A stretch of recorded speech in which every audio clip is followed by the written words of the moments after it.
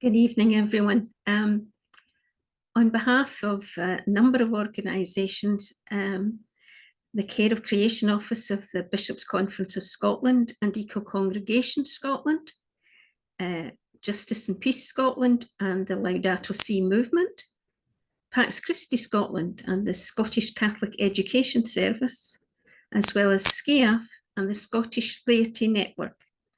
I would like to welcome you all to this first session of our Season of Creation 2025 series. Last Monday was the 10th World Day of Prayer for the Care of Creation, and the theme was Seeds of Peace and Hope.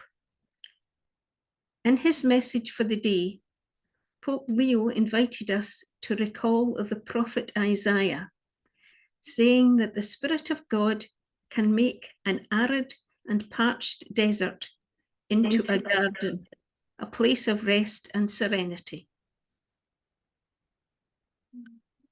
A spirit from on high will be poured out on us. Then the desert will become a garden, and the garden will be like a forest. Justice will dwell in the desert, and righteousness will abide in Lebanon. The work of justice will be peace, and the fruit of justice will be quietness and security forever. My people will dwell in a place of peace, in secure dwellings, in quiet resting places.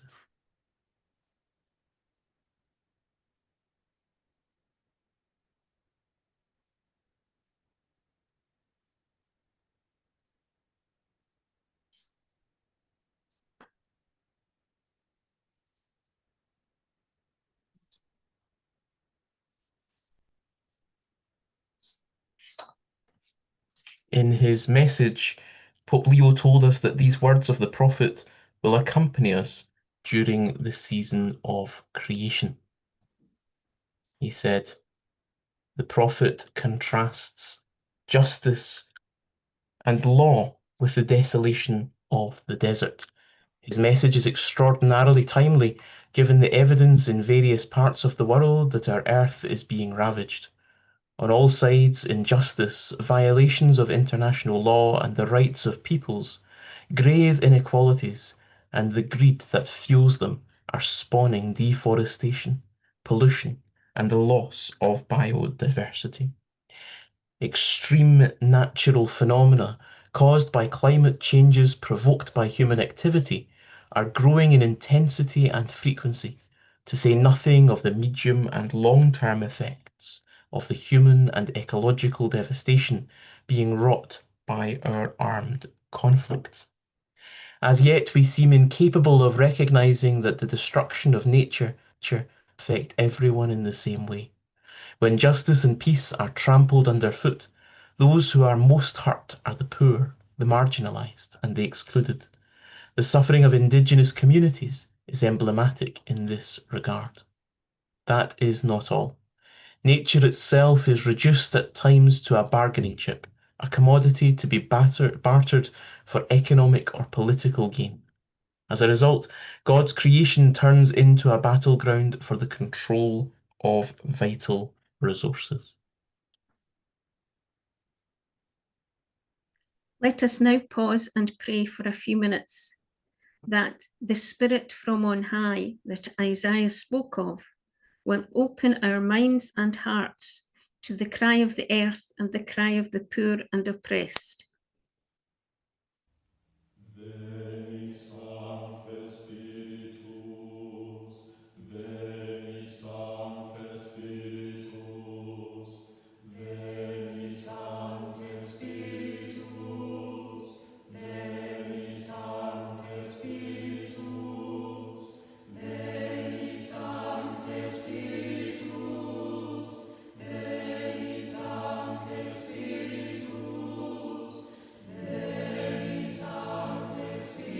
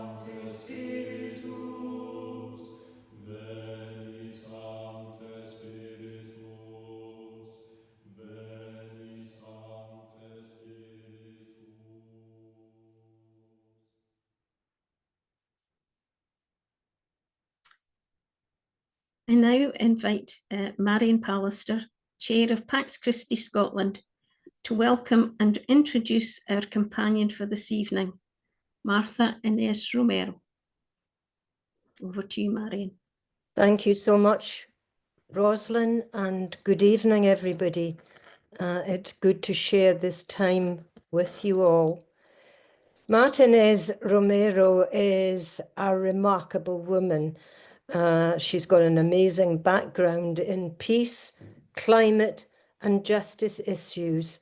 And she was appointed Secretary General of Pax Christi International in 2023, having served the organisation already for over 15 years. She's also the regional coordinator for Latin America and the Caribbean. She has a rich depth of experience working throughout the Americas and with global partners.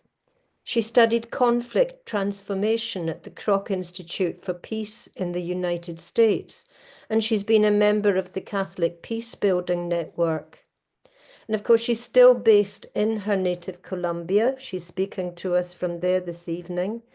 And she makes visits to Pax Christi International's headquarters in Brussels. She took time during Lent this year, when she was heading for Brussels, to spend 13 days with us here in Scotland. And amongst the many tasks that we landed her with, she presented the reflection at the Scottish Parliament, visited Fastlane for the Ash Wednesday Vigil, and took time to talk at Glasgow University's Theology Department. Martha Inés describes herself as a humble, lifelong learner. And having spent that time with her earlier this year, I understand how she acquires her rich depth of experience. She listens. If we look back over her career, we can see that she's contributed to the transformation of Catholic teaching through promoting a culture of peace, non-violence, and reconciliation. First with Catholic Relief Services, contributing to the Caritas Internationalis network, and then with Pax Christi International, through participation in synodal processes and the Laudato Si action platform. She's both ecumenically and interfaith-minded and works with partners across the civil society for dialogue and cooperation within communities across Latin America and the Caribbean. If we go back a little further, we find that she has worked in the aid sector, where she held international roles at Oxfam, Great Britain, and the CRS. When she was appointed as Secretary General of Pax Christi International, she said, "I am humbled by the opportunity to lead Pax Christi International in this challenging time."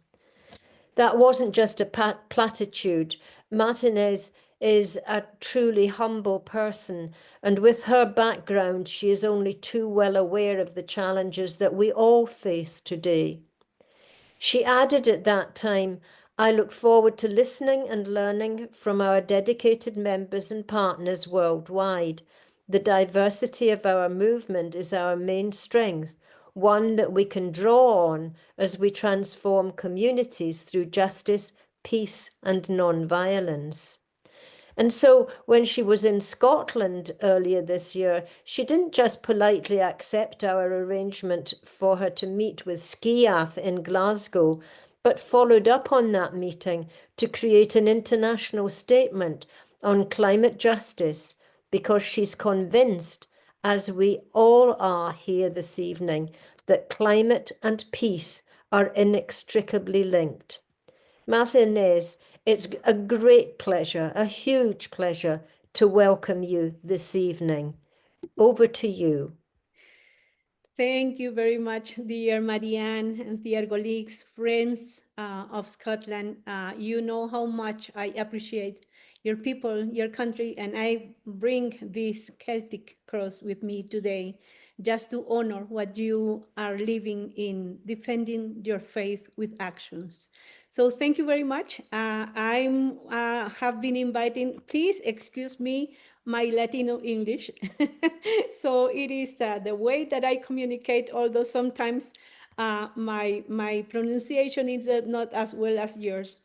I have been invited to speak about indigenous eco-spirituality of my region, Latin America and the Caribbean, including those Mesoamerican ancestral wisdom, the Amazon indigenous lifestyle, the Indian indigenous rituals and beliefs, and the Andes is so long.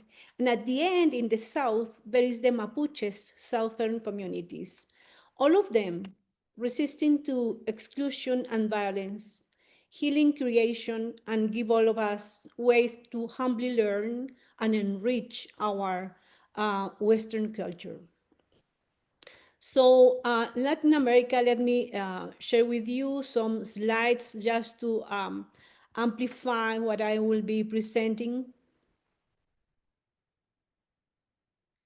Latin America, as you see, it is a complete piece of many colors, many weavings, many textiles.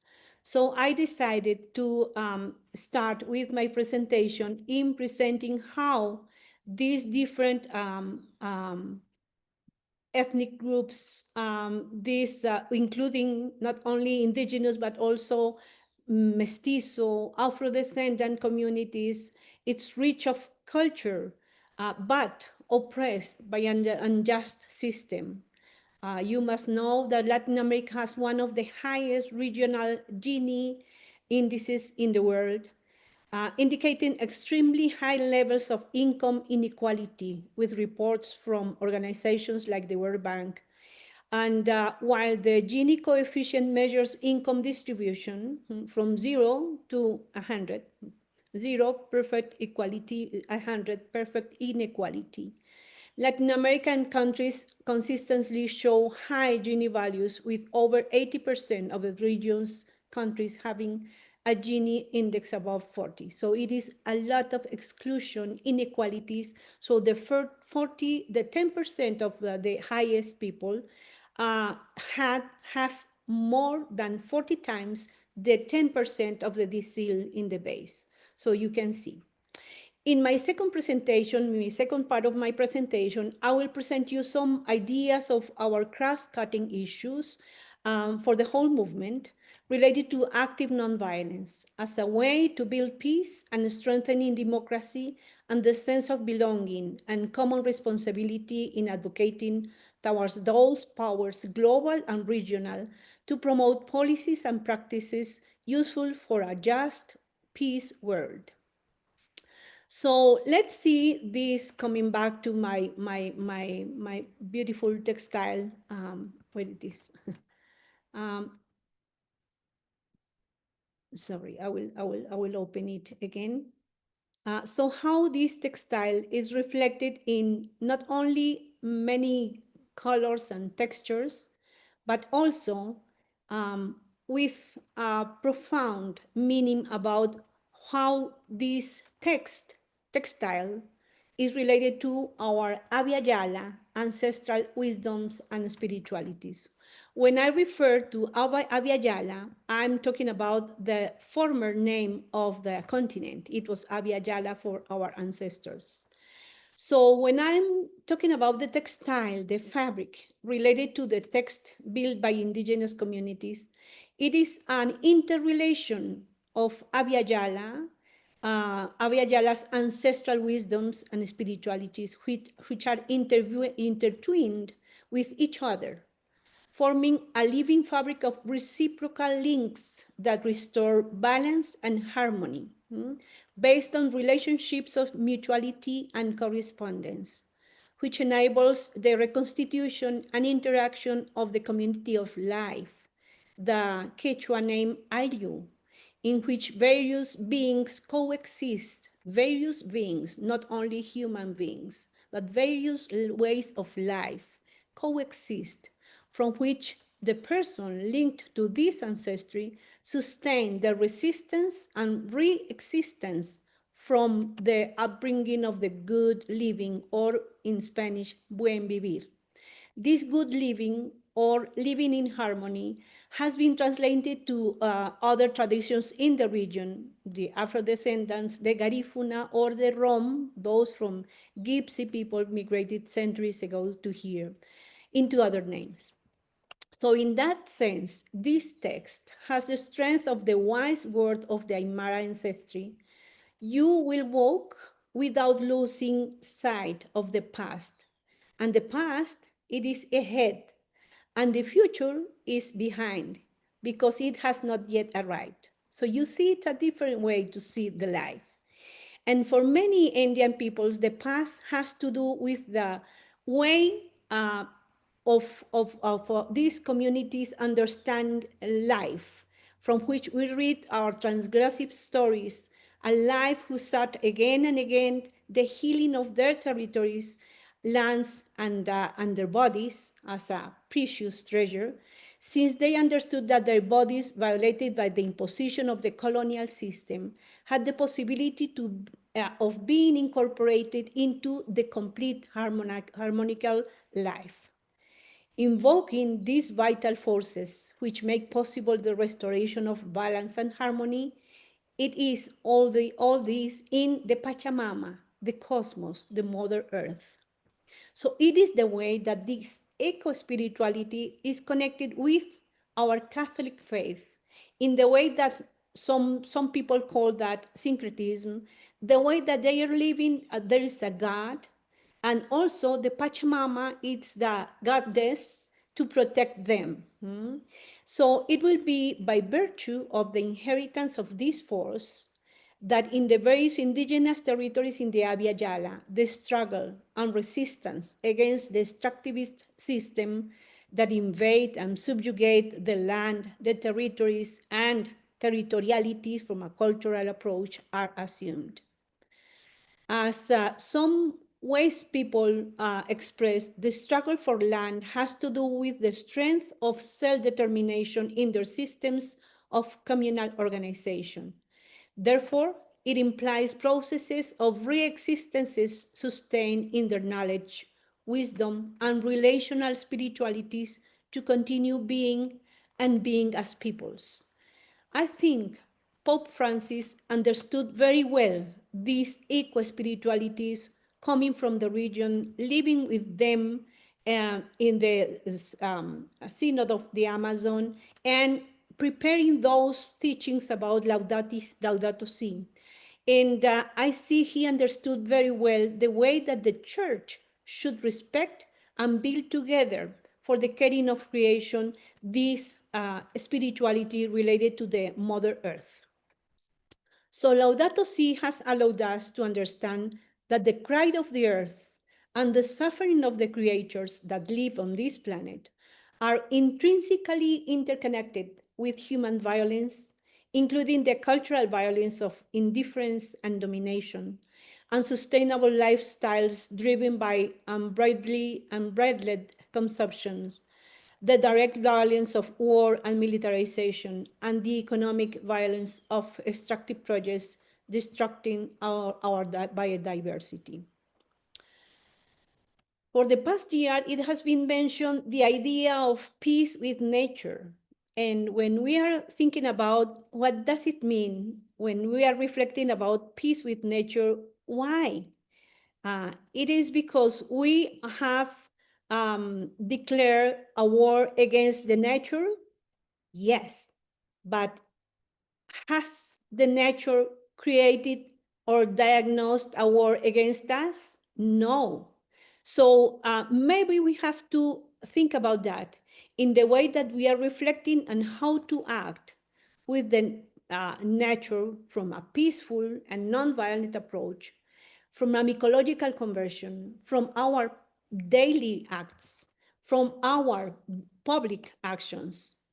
So the people located in the Andes territoriality, as well as the other peoples in Abya Yala, despite the hiding to which they were relegated for a long time, carrying seeds that were forbidden, like quinoa, remained as living peoples recreating their life from the holistic perspective between knowledge and spirituality, that it has sustained their relationships. Because knowledge in our Abhyajala is not something that it is added, not it is limited to the human being. Knowledge is something that it is given also by the Mother Earth and other ways of beings. There's a reflection between the climate crisis and wars, the impact of war businesses in the environment and biodiversity. So it's heavily connected with our indigenous, Afro-descendants, and mestizo communities because it is in their lands where those corporations, with the complicity with our governments, have found the way to extract minerals, some of them critical for the transition energy, not clean, not green, damaging not only the environment, but also damaging the people, their culture, and respecting them.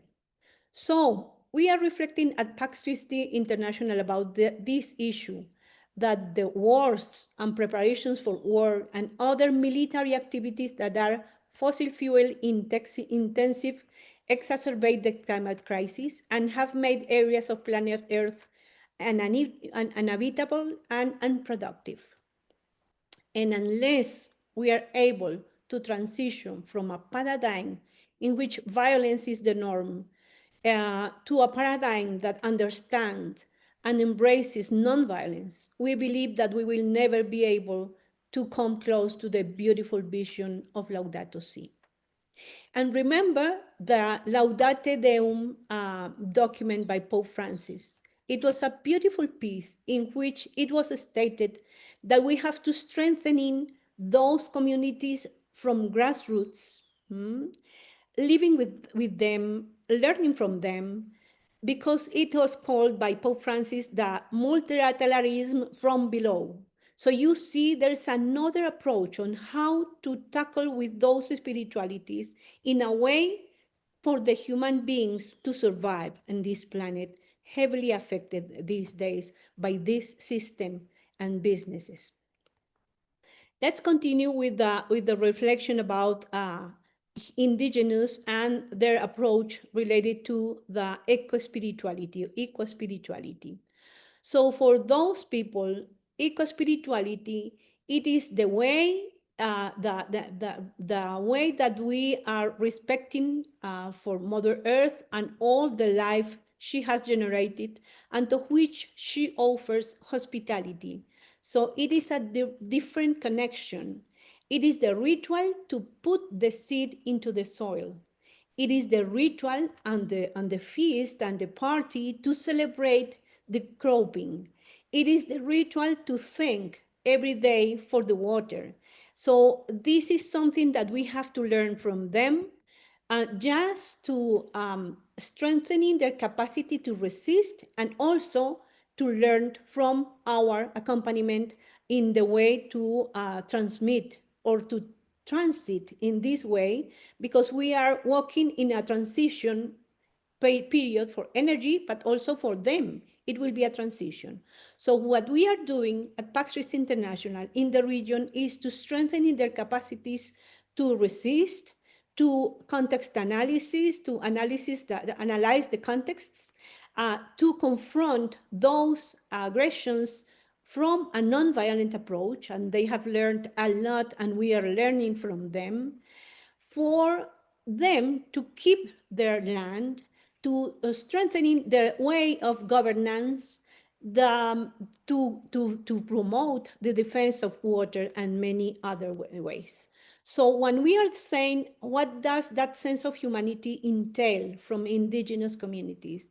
It is a sense of humanity in which all non-human beings are considered, are included, are respected, not as a consumption issue. The Mother Earth, it is not a way to consumption, but to live in harmony.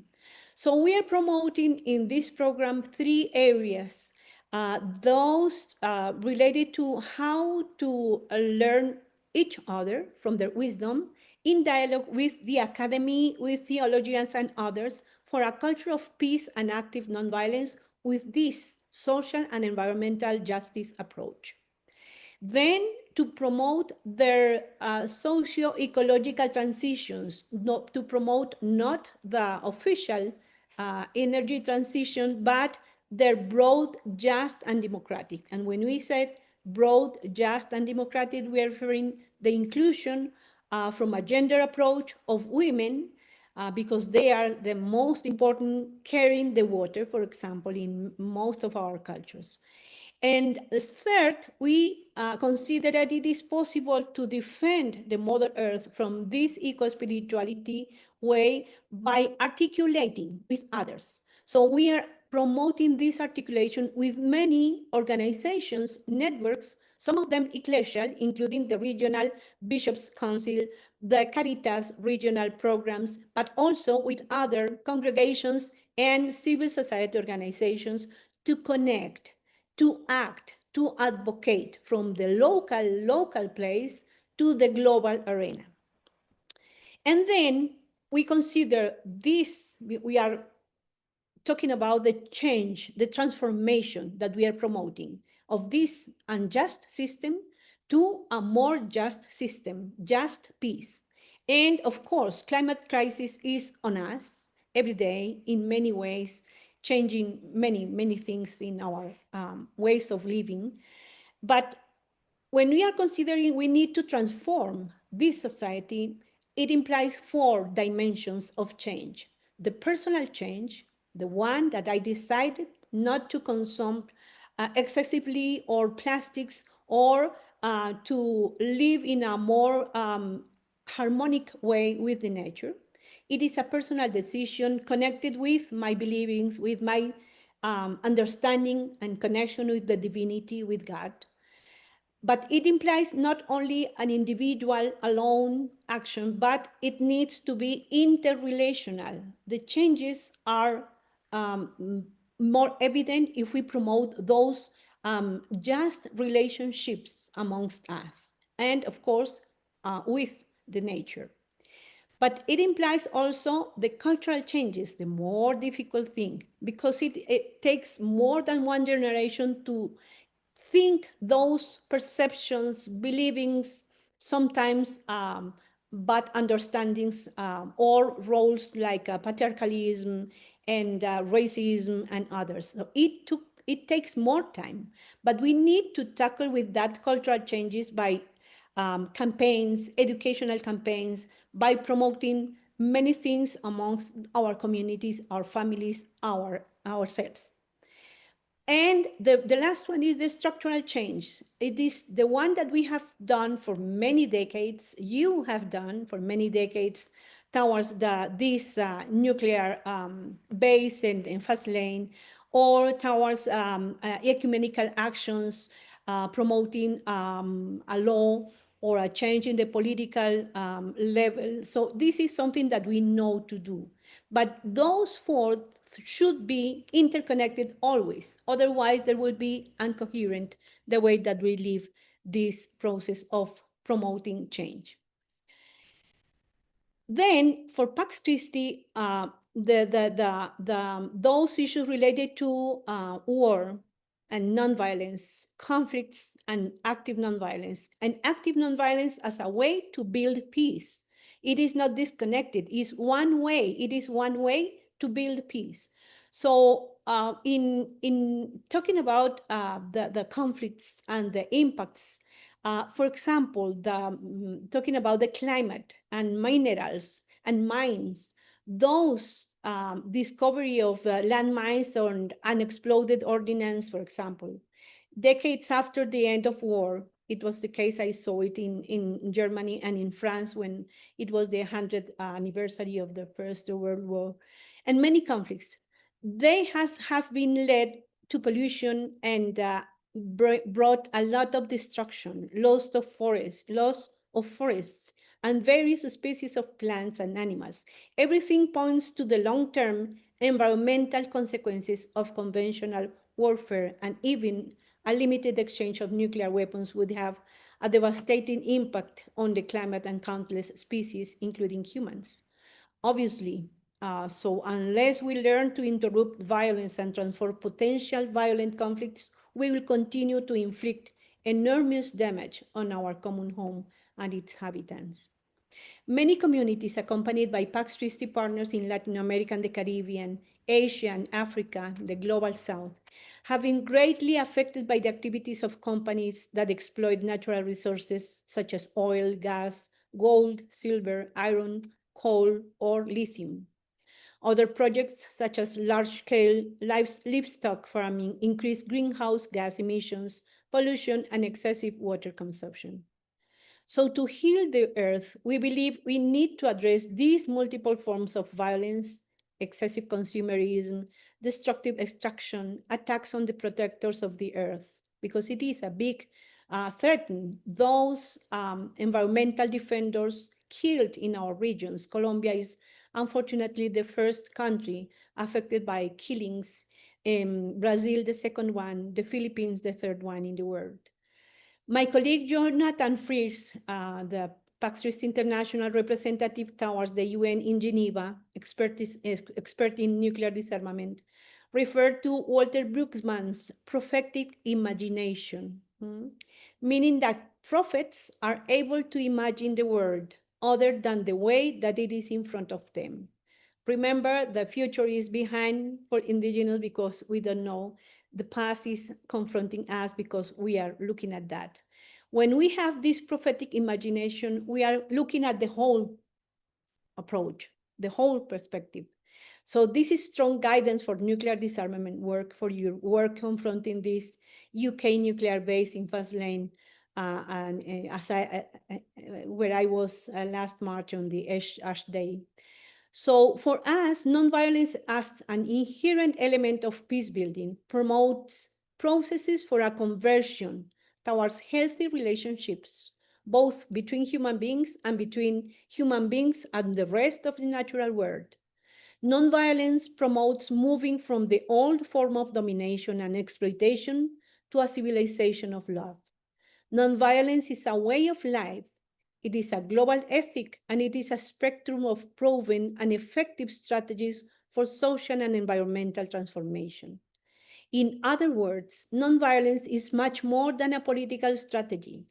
It is a spirituality through which we see and interpret life, a set of virtues and principles for personal and social change. And it is a global ethic because we believe that nonviolence is an essential part of caring for our common home. The theology and practice of nonviolence are at the heart of the gospel. Nonviolence combines unconditional love in action with a constant effort on affirmative actions to oppose violence. This flotilla to Gaza, it's an affirmative action to oppose violence from a nonviolent approach. It is a symbolic way on how civil societies could confront these powers, very violent, with a nonviolent approach. The contamination of land and vital ecosystems and the loss of biodiversity are just some of the ecological threats of extractivist projects resisted by the communities that we accompany and our partners in Mexico, Peru, Guatemala, El Salvador, Colombia, Brazil, Chile, Paraguay, the Democratic Republic of Congo, South Sudan, the Philippines, and many, many other countries.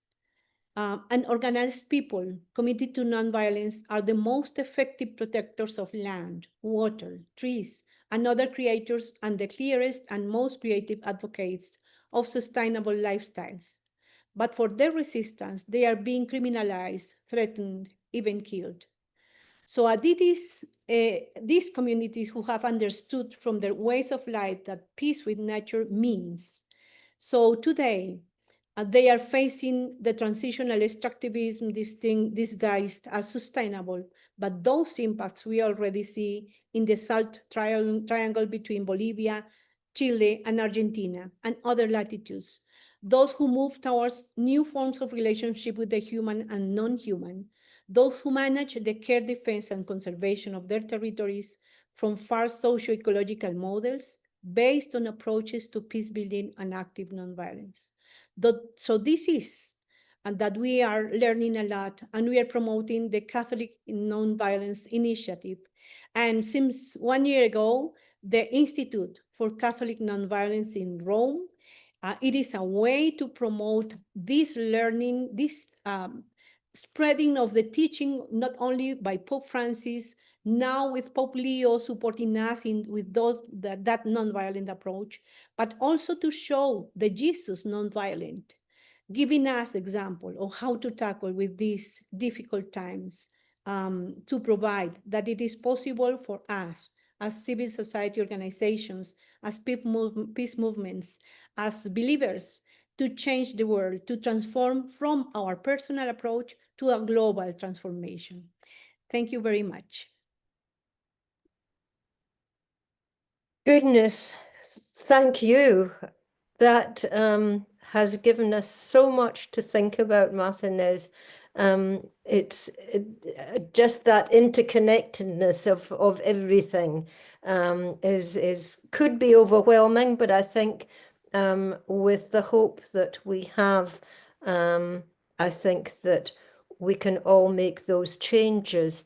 We've now got an opportunity to for everybody to have a conversation with Martinez. And so we invite you to put your questions, your comments in the chat box, and Callum is going to ask the questions or share those comments. So thank you again, and I look forward to hearing how you respond to the questions and so on. Thank you. Thanks, Marion, and thank you, Martinez. If I can start, just while we give everyone a moment to share their thoughts and their reflections in the chat. You spoke at the end there about the fact that Pope Leo appears to be following in the footsteps of his predecessor, and I wonder if you might say a bit about that in terms of what hope the new pontificate offers you for this work. Absolutely. We are very happy with Pope Leo's statements since May in a meeting with social movements, referring to nonviolence as a lifestyle, as a perception of how to change our minds, our actions. We will have a meeting, a private audience for our 80th anniversary in the third week of October. It will be a chance for us to share with him our main ideas about how nonviolence, Christian, Catholic nonviolence, could contribute to this situation, because what we see these times in the world, it is a crisis of the multilateralism, the crisis of the diplomacy. So we see, for example, in the reflections about Ukraine, the President of the United States offering peace with an exchange of minerals from the President Zelensky. So it is not diplomacy, it is business. So we will have this dialogue. But the good news is that Pope Leo, when he was the head of Agustino congregations, he used to support our work in the past. So it is not new for him. So we will be, in the past, when CNI started 10 years ago, we were pushing Pope Francis to publish an encyclical on nonviolence, on Catholic nonviolence, and we work very hard in working groups around the world. I was part of the peace practitioners group, but they were theologians identifying in the gospel where it is that nonviolence living, and where are the testimonies for 20 centuries of active nonviolence. And then we were pushing him, inviting him to publish an encyclical. And then it was the only a document about nonviolence, style of doing politics or something like that. And now we see maybe it would be our Catholic Institute for Nonviolence in Rome. It is a way to advocate ad intra our church to change those teachings in the seminars about the justification of a just war, the better understanding of what we understand as just peace. And of course, many practices coming from the Global South are the main testimonies that we will bring to him in our visit in October. That's wonderful. And of course, just building on that theme, of course, we find ourselves in the Jubilee year of hope, but it's hard, you know, often when we reflect on these themes, not to be overwhelmed with despair and frustration at the scale of the problem. I wonder if you might comment on perhaps particularly your work within the sphere of the Jubilee and what gives you hope on a personal level too. Yeah, it is beautiful. Although this overwhelming context, when I go to the field, I went to Scotland and I see you at the community. Although, sorry, dear Catherine, next time maybe we could meet together. But I see the living community. And when I go to the communities in Latin America and the Caribbean, they give a lot of hope. And they are the most affected by violence, by exclusion, by inequalities, but they give us a lot of hope. When I was in Kenya with the religious sisters, all of them trained in active nonviolence, trauma healing, self-protection of abuses, etc. And they are dancing and they are strongly sharing their ideas after this process, showing how they taught militiamen. And at the end of these trainings, they gave the machetes as a promise to leave the war in their communities. So it is what gives us a lot of hope.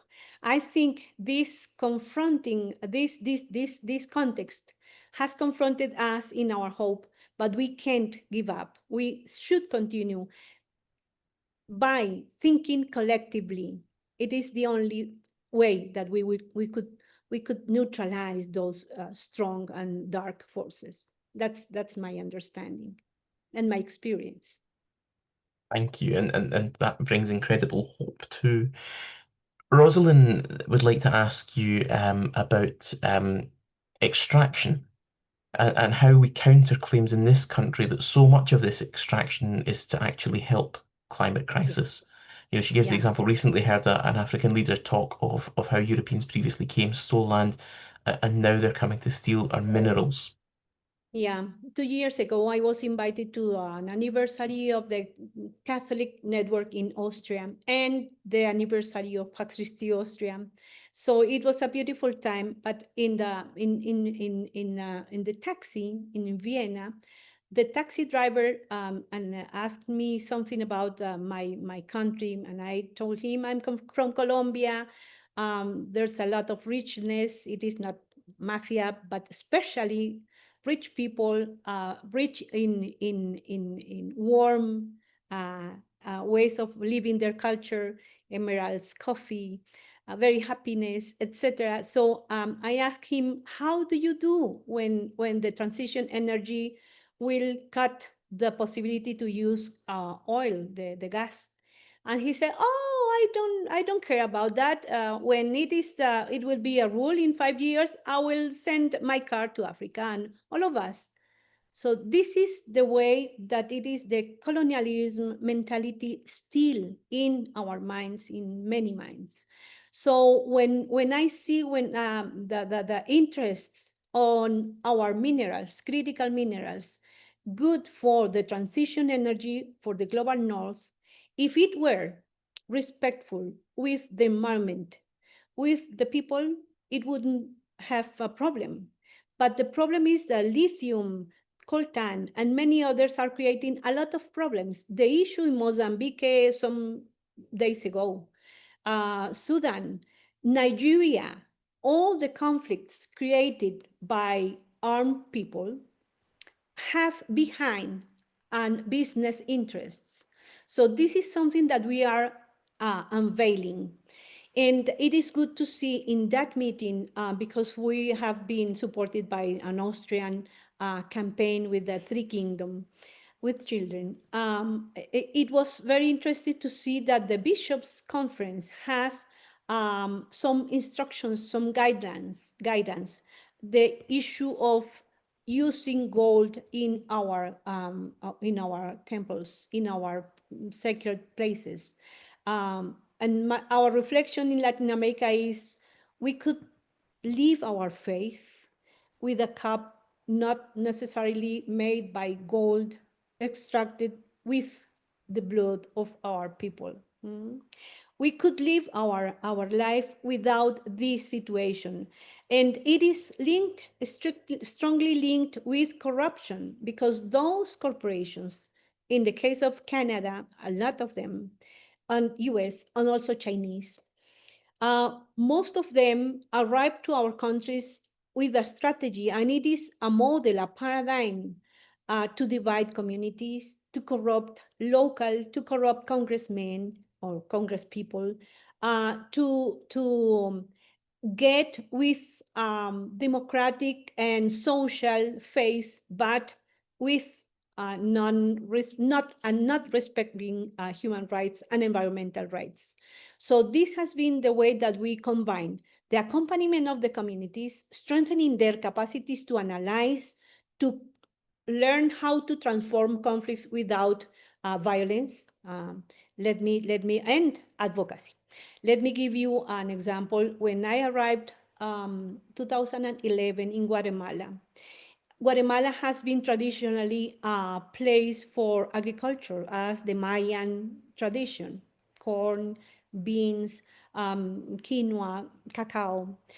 And so recently, it was the arrival of strange people to their territories, indigenous territories. So they decided to defend their land from a violent approach.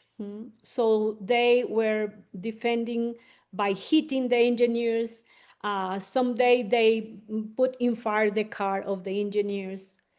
Unfortunately, there was one day when they get fired to the car with 4 people in the car. So it was an alarm to some indigenous leaders. And then we proposed these methodologies that I have learned with my colleagues for some years before. And we adapt those methodologies to their interest and language or culture of each community. So we started with Guatemala, Colombia, and Chiapas in Mexico. So it was, Peru. It was a very successful process with 3 years in learning from them and sharing what we know. And extractivism has a paradigm. So there are think tank institutions. In Europe, in London, there's one that supports the ministers of mining to change all the rules, the code of mining, the laws. So it is, including some countries have the same text with some differences. So it is a model. So we have to confront this model by acting from the local, but advocating regionally and globally. That's the way that we are doing that. In some cases, people are resisting. It is the case in a place near here, 3 hours from here, my place in Colombia. So they are struggling a lot with a South African mining corporation that have made many damages, including killings in Democratic Republic of Congo. But I was talking to my friend at the Justice and Peace Program in Panama. It is connected, this model. It is the dam water for the mining, repression by the military, displacement, and sometimes killings. So it is the same paradigm. So it is important to combine the actions to defend their lands with promoting the promotion of laws at the Congress level and the denouncement, the advocacy at the regional and local and global level. Jerry asks, given the increasing political direction of using the legislature to shut down the right to protest and challenge the direction of the exploitation of our planet, it's quite difficult to find that hope that we spoke of. So I wonder, Jerry's saying thank you very much for your positiveness in light of that, but I wonder if you might speak to that challenge in particular where one is coming against legal and kind of state systems that want to close down contrary opinion. It is not easy. And in confronting these powers, we work with the communities in telling them these people have the economic power, the political power, and you don't have political power, economic power, but you have the ethical power. So we are strengthening them with others, with the academy, with scientists, with the global advocacy organizations, Catholic or faith or civil society non-believers. But sometimes we have, in our context as Catholic, we have two roles. The pragmatic role in terms of laws, to apply the laws to the free consent ILO, International Labor Organization Convention, for all businesses interested in indigenous communities, they have to accomplish with the Convention 169. But at the same time, the pragmatic issue, those decrees, laws, international measures to control and to care of communities and their territories, we have a prophetic role with our faith, with the Jesus, the non-violent Jesus. So in that, we have a lot of challenges. Sometimes some bishops say, we are not involved in politics. So luckily, Pope Francis shows us how to politics, the understanding politics as our actions at the public arena for the common good. It is politics. It is not partisan politics, but it is politics. Others are neutralized by corporations. So it is the case in Latin America and the Caribbean. 2 weeks ago, we are reflecting about how come there was a very good relationship between an archdiocese and the corporation, where 2 miles from this, there are another bishop struggling with their community, threatened by illegal armed actors because of the same issue, mining. So this one is saying, this corporation is bringing us development. The other, he says, we are agricultural people. My diocese won't be involved in that businesses. I accompany my people. So it is not easy all the time. We confront those in our mother church. And we have to continue in advocating, in trying to bring those cases with not only to be casuistic, but to bring those cases with other research and evidence to convince those leaders to move on action to support the communities. In the case of Panama, for example, it was the whole conference supporting the communities to resist to a program, very good, very big interest corporation on a river to extract gold and others, and affecting all the tradition in this jungle. The Panama jungle is very fragile and very old. So this is something that we respect and accompany and spread the word. Where there are beautiful bishops accompany the struggles of the people, like yours.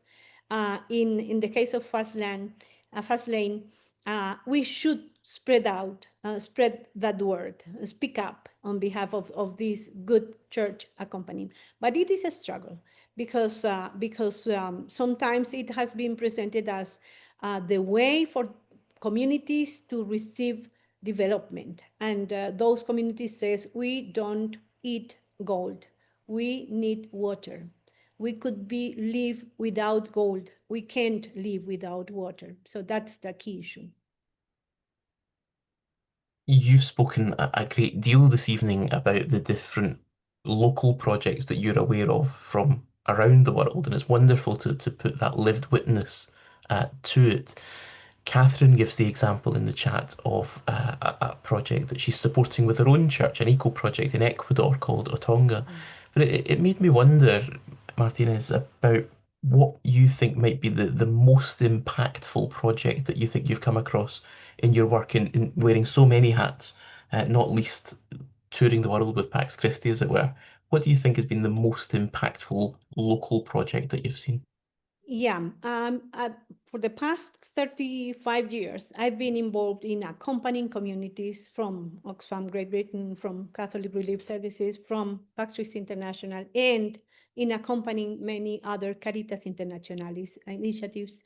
So I could say that one of the most successful, it was the defense of the indigenous land in Ecuador, through Texaco to the oil company. Very very difficult situation, but they want the international court.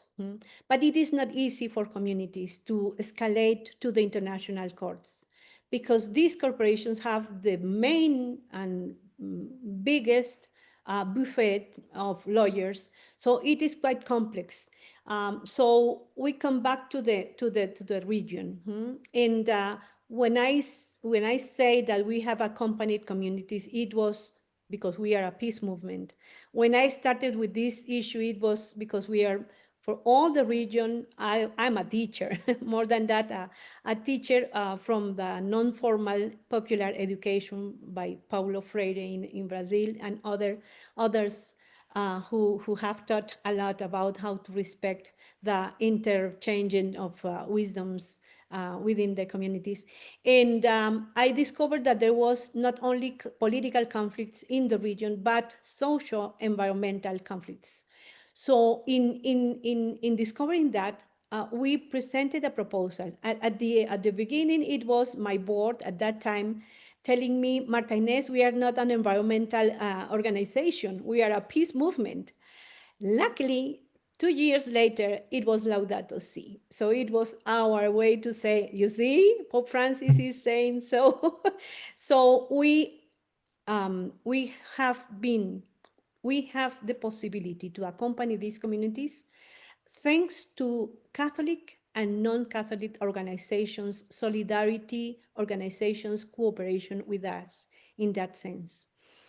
Second, it does not only Pax Christi International, the program for Latin America and the Caribbean. The program for Africa has been more in trainings, religious sisters and young people in active nonviolence. But the environmental issue, the ecological justice message are stronger in Latin America. And it was thanks to the articulation with others. We belong to many networks in the region to be stronger enough. Otherwise, it would be not possible for us to speak up on behalf of these communities. So it is the Latin American Council of Bishops, the Caritas, but also congregations, NGOs from faith or ecumenical or Catholics only, civil society organization, lawyers, the Inter-American Association for the Environmental Defense, and many others, including scientifics, in training our communities in Peru, in Guatemala, how to check the water if it is contaminated or not. So we brought those kits for them to be able to analyze and to present those evidences to the court. So this is the way that we are doing so, and it should be in that way. Otherwise, we couldn't do many things. So I'm really happy to see those organizations that are sponsoring this conversation, but it is the way that we are stronger enough. Only Pax Christi International, with the 80 years working, it wouldn't be possible without those allies, strategic or tactic allies. But it is the way that we have to be humble and to be assertive in building trust. It is the only way that we could act. So thanks to my visit to SCIAF, it was the idea, as Marianne has referred, to organize this important conversation next Monday. So it wouldn't be possible. So many people say, how come Pax Christi International? We are a global movement, but we are few people working with many people in the same direction, with same values and ethical principles. Thank you. And I see Catherine has put a plug there in the chat for an autumn fair on the 27th of September at St Aloysius Church in Glasgow. So a great event to support if you can. The idea that jobs will be lost when there are transitions from fossil fuels to renewable energy is one that's hard to combat. Are there examples where people have benefited?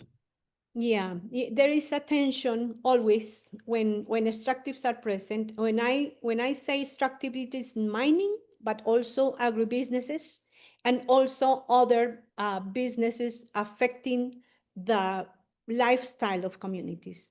And there's always a tension between labor rights and the rights of those communities to care of their land, their tradition, their agricultural history, etc.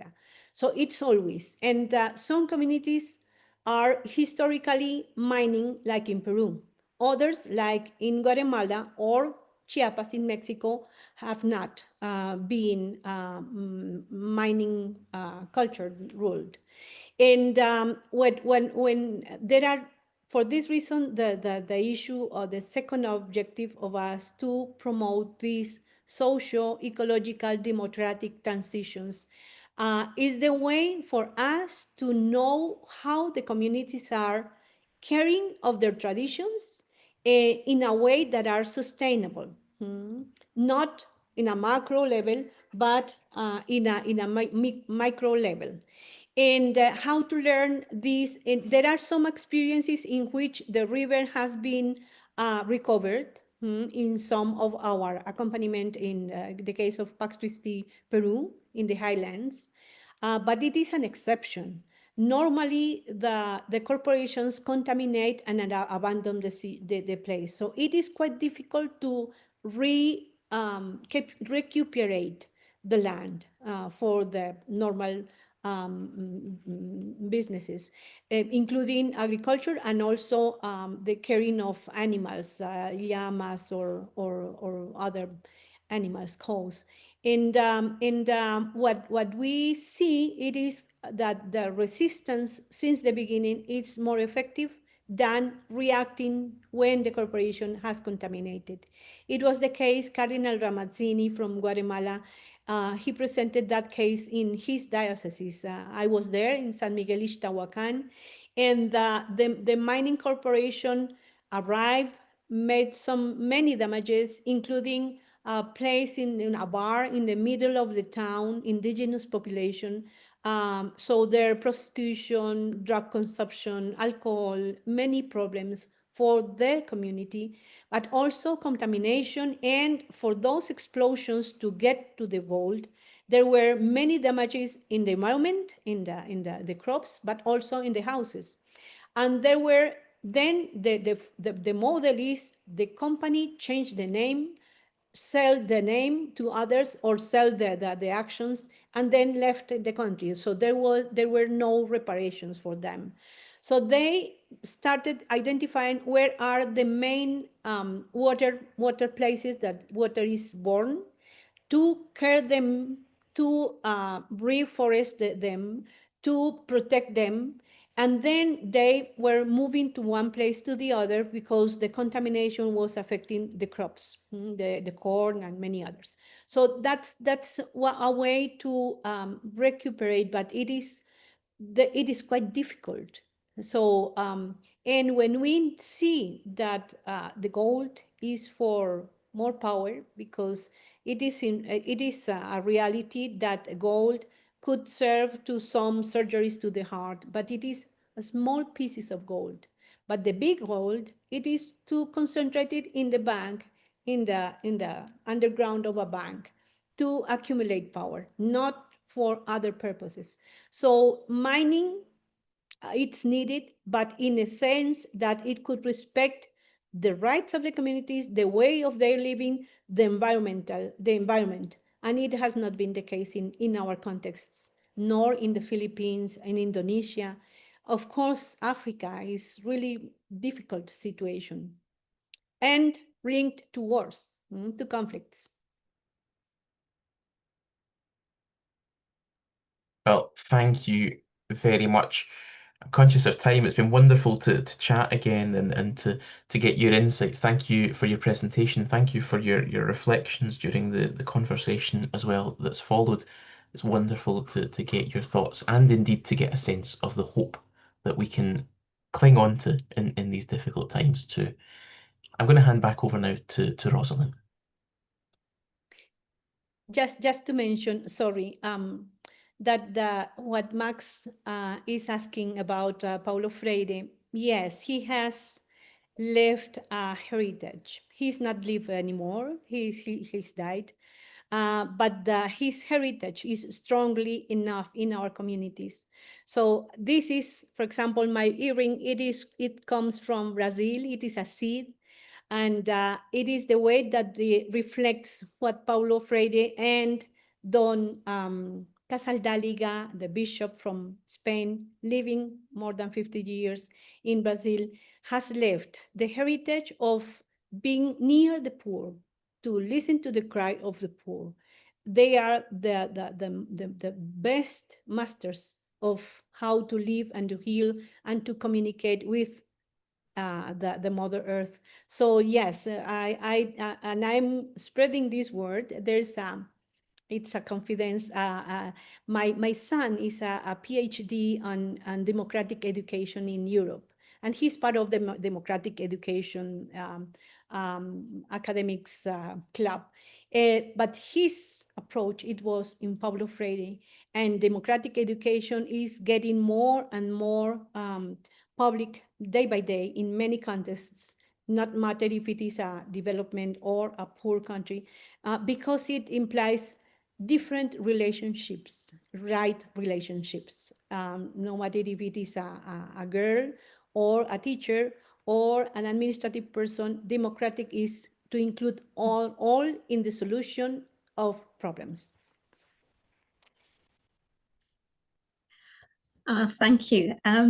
It's up to me now to kind of formally thank you for being with us here tonight. Oh, thank you. And sharing all your wisdom and your insights, not just from Latin America, but really from around the world. And I think I found it fascinating how you're able to link all these different things together. Especially linking, the issues of non-violence with the whole environmental thing. So thank you very, very much for your talk this evening. Interesting and fascinating to listen to you. We would like to finally by saying a prayer for you. So I'm going to hand over to Kathy, I think. Spirit of the living God, we thank you for the vision of Martha Inez, a vision rooted in the life and teachings of Jesus. We thank you for the seeds that she has sown within us and pray that they may bear fruit in abundance. We ask that you anoint her anew, such that her life of service to the gospel of peace may continue to be empowered by your Spirit. Amen. Let us also pray for Pax Christi International. We pray that the Spirit may continue to guide and empower Pax Christi International in its mission of promoting gospel, non-violence, justice, and reconciliation rooted in Catholic social teaching. Empower their call for a deep reflection on the failure of war and violence, and for investment in effective non-violent tools for reconciliation to nurture the just peace essential to alleviating intense human suffering. Amen. And just finally, as we go forth, let us reflect on the closing words of Pope Leo's message for the World Day of Prayer for the Care of Creation. Now is the time to follow words with deeds. By working with love and perseverance, we can sow many seeds of justice and thus contribute to the growth of peace and the renewal of hope. I pray that Almighty God will send us in abundance His Spirit from on high, so that these seeds and others like them may bring forth an abundant harvest of peace and hope. We do hope you'll join us for the coming sessions. Next week on Thursday, the 11th of September, we're joined by Blessing Scacciali for the reality of climate change. And then the following session on the 18th of September by Anne-Marie Clements, known well to many of us, who works with Justice and Peace Scotland, the Bishops' Conference of Scotland's National Commission for Justice and Peace, who'll look at Laudato Si schools as seeds of hope. And then on the 25th of September, Equal Congregations, Communities of Hope, with David Coleman, Margaret McPhail and Eileen McQuaid. We'd hand over just briefly now to Marion to say a few words about this session.